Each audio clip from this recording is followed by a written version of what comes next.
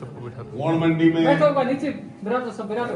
2 minute बिठा दो भाई साहब, भाषण 2 मिनट बिठा दो, पीछे दिखे कौन लोग, 2 मिनट बिठा दो नीचे, हाथ जोड़ दे। हमारे बीच में आपके अपने सम्मानित अतिथि और सामने बैठे मेरे पिता तुल्य बुजुर्गों और नौजवान साथियों, सबको नमस्कार और प्रणाम। आज मैं बीकमपुर में माननीय केंद्रीय मंत्री बनने के बाद में, ये चौथा क्रम है हमारा, उसके बाद में मैं दूसरी बार आया हूं और मुझे जब आपने बुलाया है और मैंने तुरंत हाँ कर दी है, क्योंकि बीकमपुर से पुराना नाता है। इस गांव को अगर गोद लिया तो सबसे पहले हमने लिया। यहाँ की जिस तरह की भी कोई छोटी मोटी समस्या जब कभी भी आई, आप लोगों ने भी हमें अपना समझा और हमने भी आपको अपना परिवार समझा। उस कड़ी में लगातार चौथी बार हमें प्रेम और प्यार और आशीर्वाद आपका मिलता रहा है।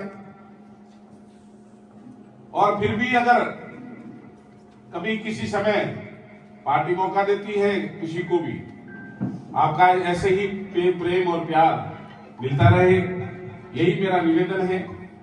और दूसरा एक बात कहना चाहूं, लोकतंत्र है और लोकतंत्र में आप वोट पंच को भी देते हो, सरपंच को भी देते हो, पंचायत समिति को भी देते हो और जिला परिषद में भी देते हो। उसके बाद में विधायक और सांसद। तो लोकतंत्र में जो वोट की ताकत है, जो वोट आप देते हो, वो 5 साल का एक पट्टा होता है, वो तय करने का कि हमारा जनप्रतिनिधि कैसा है, किस तरह से हमारे बीच में रहेगा, हमारे लिए क्या कर सकता है, हमारे पंचायत के लिए अगर काम की कोई बात हो कि हमारे सरपंच हमारे लिए कितना लड़ सकता है,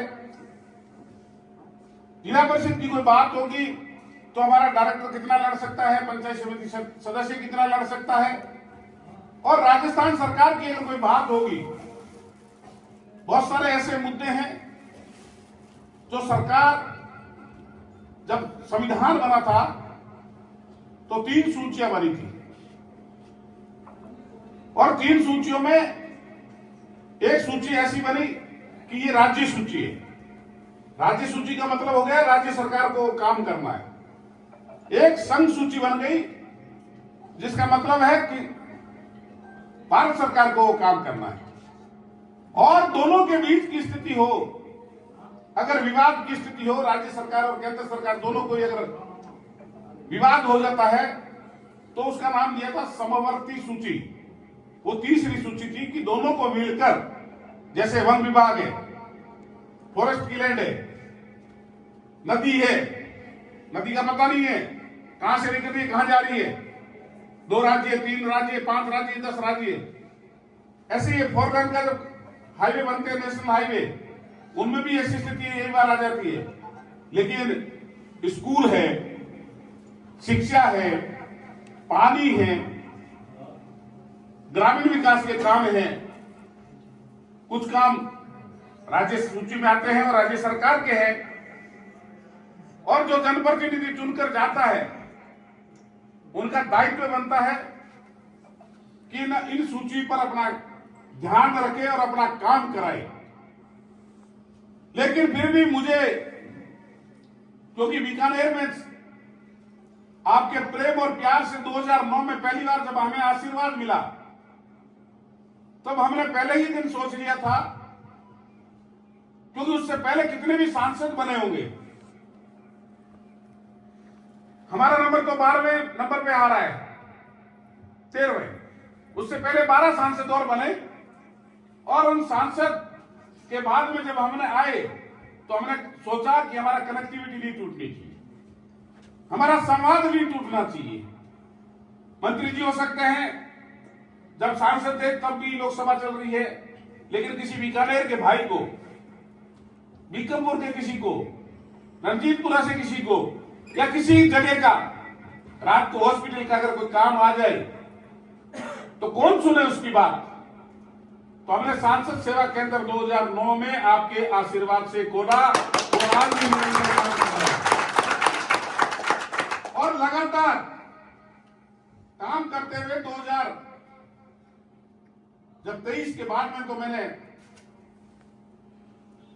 राजकीय सेवा से वीआरएस लेने के बाद में मैं लगातार ही आपके बीच में हूं और जहां जहां जिस तरह की भी प्रॉब्लम मेरे सामने आती है और उसका समाधान में एक चीज बता देता हूं मैं, काम पॉजिटिव होना चाहिए, सकारात्मक सोच का होना चाहिए। अगर नकारात्मक सोच का काम होगा, किसी ने मर्डर कर दिया, कोई 376 का मुकदमा हो गया, कोई डोडा पोस्ट का हो गया, इस तरह के मुकदमों में मैं हाथ जोड़ लेता हूं और आपसे भी निवेदन करूंगा, क्योंकि जनप्रतिनिधि होता है जनता का सेवक, जनता के दुख और सुख में सहयोग करने वाला, लेकिन इस तरह से गैर कानूनी कार्यों में उनका रोल 0 होना चाहिए।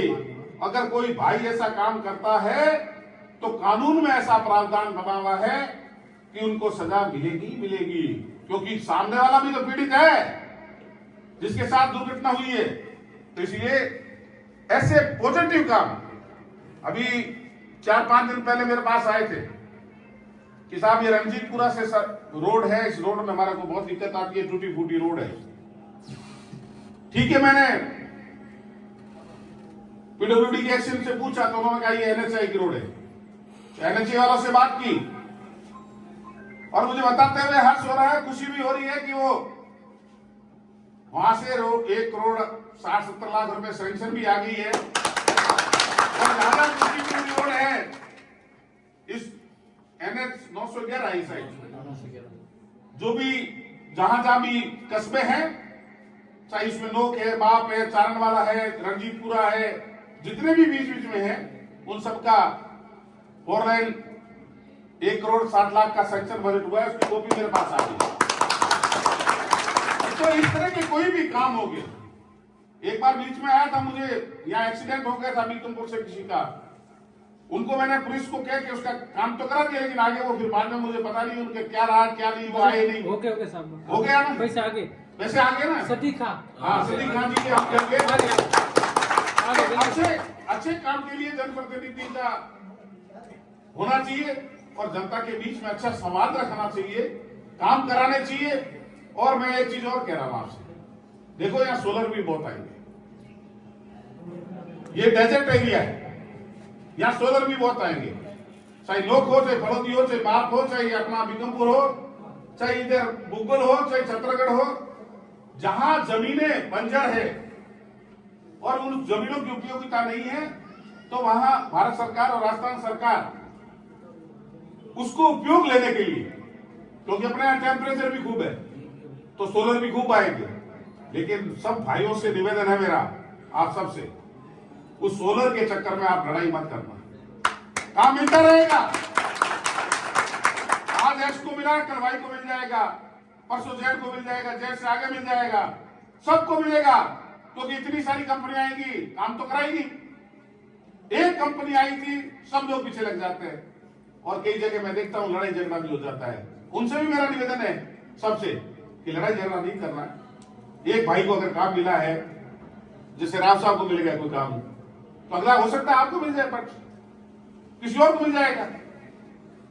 तो धैर्य ये नहीं है कि एक की चीज आएगी और एक ही खत्म हो जाएगी, क्योंकि आपके इधर एशिया का सबसे बड़ा सोलर पार्क बन सकता है।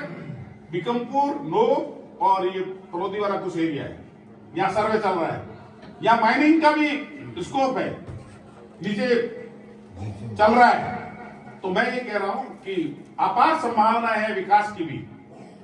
हमने कभी नहीं सोचा था इतनी बढ़िया यहां से भारतमाला रोड निकलेगी, लेकिन अच्छी रोड निकली। तो आज डेवलपमेंट हो गया। उस समय बाटों के समाज के साथ कुछ वो था, पट्टों का झगड़ा, जमीन का था, उस समय करवाया था हमने, ये रोड के सामने के आदर्श गांव में था उस टाइम। तो इसीलिए मैं कह रहा हूं कि आप धैर्य रखें और हमसे जो बन पड़ा हम आपके लिए करेंगे, लेकिन सकारात्मक काम के लिए आपके लिए 24 घंटे ये रविशेखर मेघवाल आपके बीच में है, आपका अपना है, आपका ही रहेगा। इसीलिए मैं कह रहा हूं। और दूसरा, आपके केंद्रीय कानून मंत्री भी वो हनुमान जी है, उनकी ताकत बहुत है। हम सोचते हैं हमारा है इसलिए हमें पता नहीं है, वो देश के कानून मंत्री है। तो ये जो काम आपके जो गोंड मंडी का है, आपने 2 साल निकाल दिए, मैं तो समझता हूं आपने बहुत बड़ी गलती की। ये 2 साल पहले ही शुरू करवा सकते थे अपन, इसलिए कोई बात नहीं, अब देर हुई, अपन करवा लेंगे, इस मंडी का भी कराएंगे, और भी जो भी काम होगा जो मेरे से संबंधित, राजस्थान सरकार से संबंधित। लेकिन कई बार बजट और नीतिगत कोई काम होता है तो उसमें समय लग सकता है, उसके लिए आपको भी धैर्य रखना पड़ेगा, क्योंकि अपन घर बनाते हैं तो नींव डालते हैं, फिर उसके प्लंथ आती है, फिर उसके बाद में पट्टियों तक आती है, पट्टियां भी डलती है, फिर लिपाई भी होती है, तो किसी काम में टाइम लगता है। इसी तरह सरकारी काम में भी कोई फाइल है, फाइल चलेगी, फाइल आगे तक पहुंचेगी, अधिकारी पे जाएगी, अधिकारी से मंत्री तक जाएगी, मंत्री से फिर बजट सेक्शन में जाती है, वहां से बजट आता है, तो उसमें समय लग सकता है। किसी चीज में हमें थोड़ा धैर्य रखना पड़ता है, और धैर्य के साथ हम उम्मीद रखते हैं कि सारे आपके काम भी जो होने वाले हैं, वाजिब काम है, उसमें हम मदद करेंगे और करवाएंगे। आपने मेरा मान और सम्मान बढ़ाया, इसके लिए मैं आपका तहे दिल से शुक्रिया अदा करता हूँ। लेकिन मैं आपको बस इतना ही कहूंगा, आप जन नेता, आपको जो अधिकार मिलता है 5 साल में वोट चुनने का, आप लोग एक पट्टा जनप्रतिनिधि चुनने का, हमेशा ध्यान रखा करो कि हमें ये देखना होता है कि हमारा जनप्रतिनिधि हमारे लायक है या नहीं, ये जरूर देखना चाहिए। आप तो देखते हो, लेकिन और भी लोग हैं, उनको भी आप समझाया करो। बहुत बहुत धन्यवाद।